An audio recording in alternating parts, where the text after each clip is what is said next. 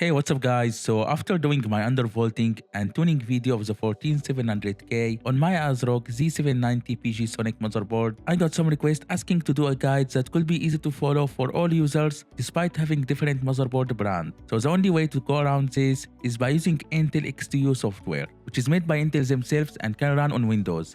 In this way, we can minimize the need to do any change in BIOS. So let's get started by first installing XTU.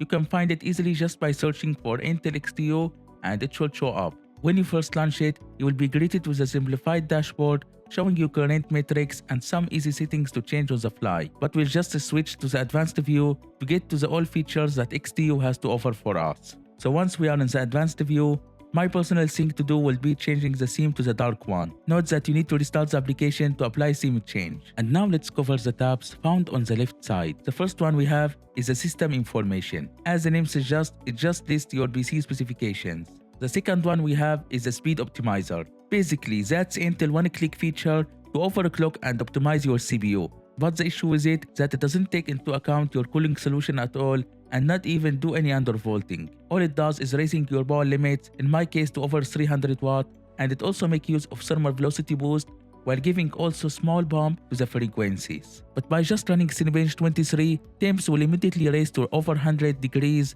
and cause thermal throttling, as you can clearly see here. So I would absolutely recommend to avoid using speed optimizer because it's only worsening the situation. The next tab we have is the advanced tuning one, and here where we'll do our manual tweaks and undervolting. It's the core feature of XTU and we'll get to it in a bit after finishing exploring around.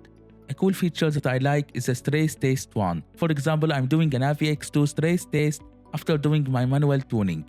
And I also wanted to show you a very powerful feature that is the monitoring HUD. Here you can check all metrics as you run benchmarks and it's very customizable. For example, you can change temperature from Celsius to Fahrenheit and add more metrics as well. Additionally, you can also customize the graph as well as logging data and changing the pooling rate if you prefer a quicker values update. So pretty versatile and useful.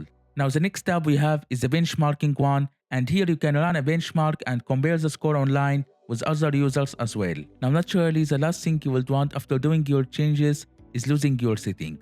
So on the profiles tab, you can export your saved profile, which I'm about to do for my profile, and I'll also include it in the video description for anyone that would like to try it on to see if it works out of the box.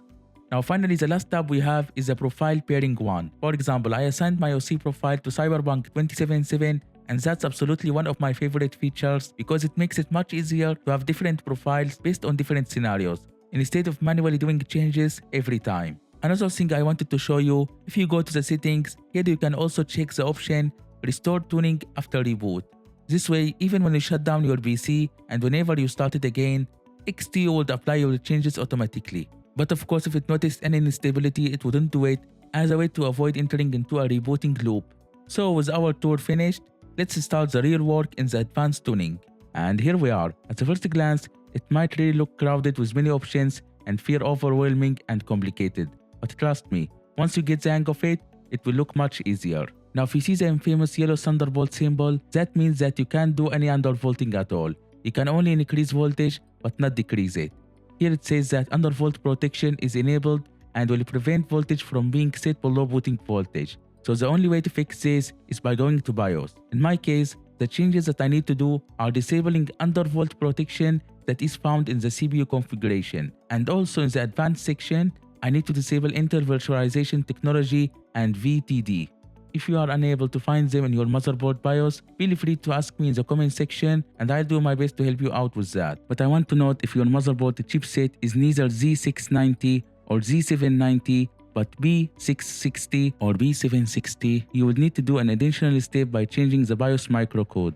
So I'll link some articles I found that may help.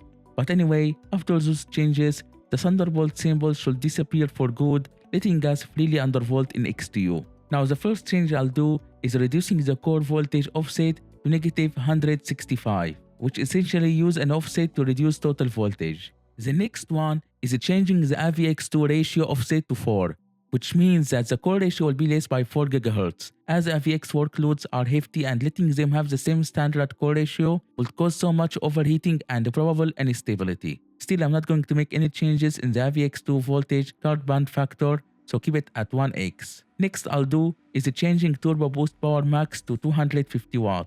So I will suggest you evaluate your cooling and change PL1 and PL2 accordingly based on that.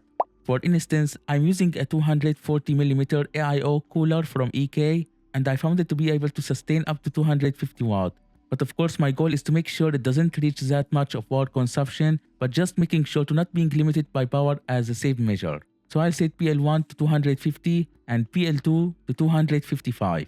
I'll also max out the turbo boost power time window from 56 seconds to 128 seconds. Now let's tune the active core settings. If you go down a bit, you should see a star next to 2 out of the 8 P cores. This means that those 2 cores are the fastest ones. And if you look here, out of the box they are fused at 56 ratio instead of 55 as the rest of P cores. So I'm going to do the following. To max those 2 cores to 58 while keeping the rest as 55. And as I do that, you see above when one core is active, it's now changed automatically to 58. So that means when one of those 2 cores is active, it will push itself harder to 5.8 GHz. In this way, we push the single core performance as much as possible while undervolting. I'll also set when 2 cores are active, the ratio should be 58 as well. So in this way, we are taking full advantage of those 2 fast cores as much as possible. But note that when you change that, it automatically changes all cores to 58. So make sure that you dial the rest of the cores to 55 while only keeping the 2 fast cores as 58. A faster way will be by shift-click to select more than one core at a time. Now I'll keep from 3 active cores and on, ratio should be 55, which is the default. Now let's tune the thermal velocity boost. All you have to do is enabling it and set the following.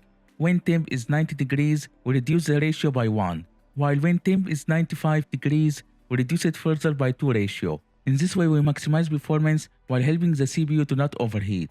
So the point of thermal velocity boost that the CPU will boost as long as it reaches those temps to maximize performance while having better control of thermals. You can also enable thermal velocity boost per core, so I'll do the same here as well.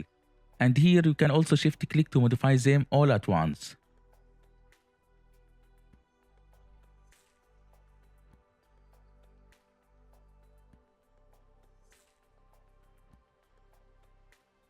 Now after finishing with the P core tuning, let's head over to the E cores. This time I'll set when 1 to 11 E cores are active, the ratio should be 44. But when 12 efficient cores are active, the ratio should be 43. That's because I found some stress tests like OCCT that it's unstable with efficient cores being above the default 43 ratio. So I'll just do this trick that as soon as all E cores are active to have normal ratio. Just a small ratio boost when 11 out of 12 E cores are active. Something to note here that I didn't change the reference or bus clock at all from 100 MHz, and I don't recommend you do so as it's going to push all cores, cache, and even RAM clock, and the possibility of instability is likely 100%. So that's why I don't recommend that. Also, I didn't change the processor core ICC max, which is unlimited by default. Here I want to clarify that for the rest of settings like for cache, I kept all as default. That's because each motherboard might have a different kind of way to tune cache ratio. For example, mine keeps its 3 ratio less than core to be stable. So that might vary depending on your BIOS features, etc. I just wanted to make sure that those changes could potentially be stable for as many users as possible. So with all done, we can now hit the apply button, and thankfully we got no bad signs so far. Now here I want to show if I unhide the right panel, you can see the settings set at boot versus the ones we just proposed in XTU. So in that way you can compare the difference between the boot and the one we just set. So in order to save your profile, you can do so by clicking here. Also here I want to show you some important points to look for in BIOS. In the voltage configuration, I've set the load line calibration to level 3. In ASRock motherboards, lowest voltage drop is level 1 and the highest V drop is level 5. So level 3 is the best balance between stability and not having high thermals over time. For example, if I set it to level 4, it's going to be unstable. That's because voltage drop will be more prominent. Instead, if I set it to level 2, it will have less voltage drop and also going to be more stable but gets much hotter over time. So in my case, level 3 is the sweet spot. And also, load line calibration level settings may vary between brand to another. But as a general rule, always choose the middle one. Still, if you have trouble deciding which one to set on your board, please let me know in the comments so we can see that together. I also want to note that those tuned settings work fine with RAM XMB profile, so you can enable it in BIOS as well without any issue.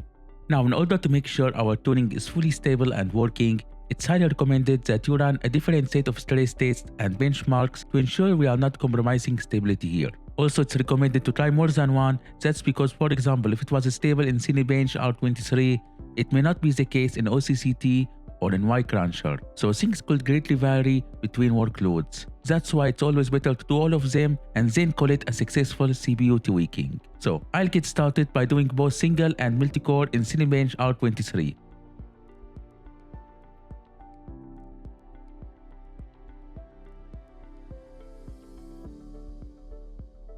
And here is the result before and after. For multi-core we got 35,878 and for single core we got 2,216. I will say it's a good uplift, that's because we are running at a lower voltage. Let's now head over to i7-64 and do a stress test for 1 hour.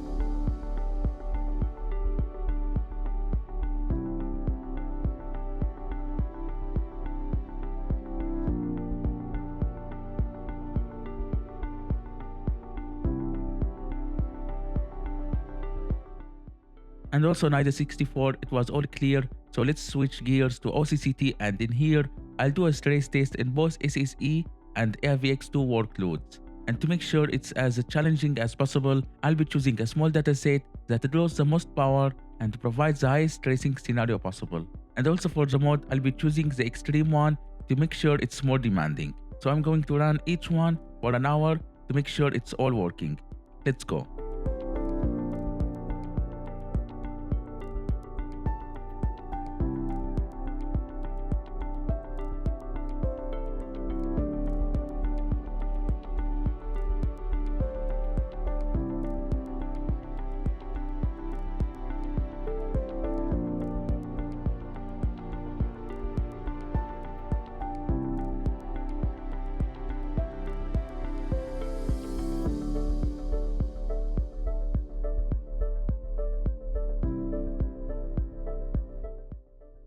Also in here it passed without any issue, and that's quite reassuring, but it's never perfect without Ycruncher as well. So let's give it a spin and see how it goes.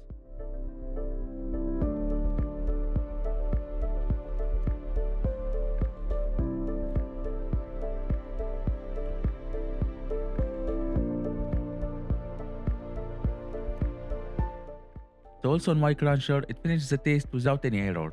So I will say we actually managed to get a stable system post-tweaking as well. Now after doing all those tests, let's check now the gathered data and hardware info. So the max peak core we got is 5.8 GHz for our fastest cores, and for the rest 5.5 GHz. As in before, fast cores got to 5.6 and the rest of cores 5.5 GHz as well. Now we get to the E-cores, and in here post-tweaking all of them managed to hit 4.4 GHz at some point, while before max was 4.3 across all of them. Now we get temperature, and in here post-tweaking the maximum recorded temp is 80 degrees with no thermal throttling, and that was gathered throughout all those tests we have done. While before with just Cinebench it reached 99 degrees and even caused a thermal throttling as it's shown here. And finally for power draw, post-tweaking the maximum is 241 watt, while before the maximum is 253 watt. So I will say the outcome is very good, and we truly reduced temps by quite a lot. Now here I want to show you something. By default sometimes in hardware info values are rounded, so even though we have 5.5 GHz or 5.8, they are showing a little less in hardware info. Also bus clock is 100 MHz, but here is showing 99.8. So sometimes hardware info gives rounded values, and that causes some difference in the shown value. So if you want to fix this issue, go to settings and then go to the customize tab, search for the ones you want to adjust, shift click, and here you can add more values until they get to the actual values we have. And same goes for the E-core. As for the bus clock, just select the decimal digit as 0 and it should fix it. And optionally you can also change the color.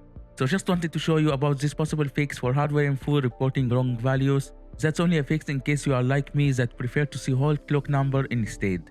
Now finally, I have prepared 3 games benchmarks to see how difference translate in gaming.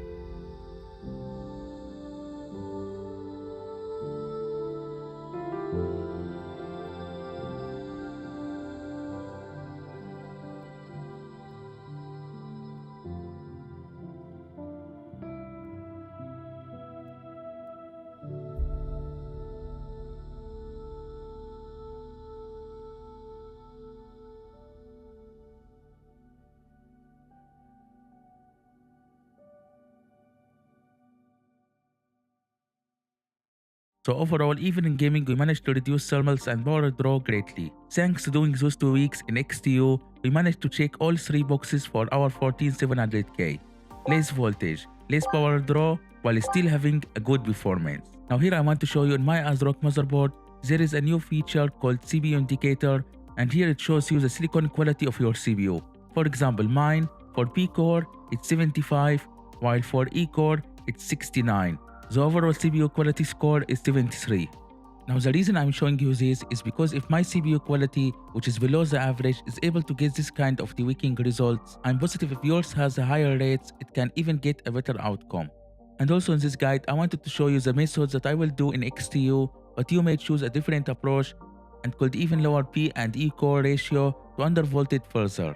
If you got any question or issue, please feel free to reach out to me on the comment section or over at TechOSword Discord server. I'll be so happy to help as much as possible. Also, if you like this video, please give it a thumbs up and subscribe to be up to date with all my latest guides, tweaks, and updates. As always, thanks for watching and see you in the next one.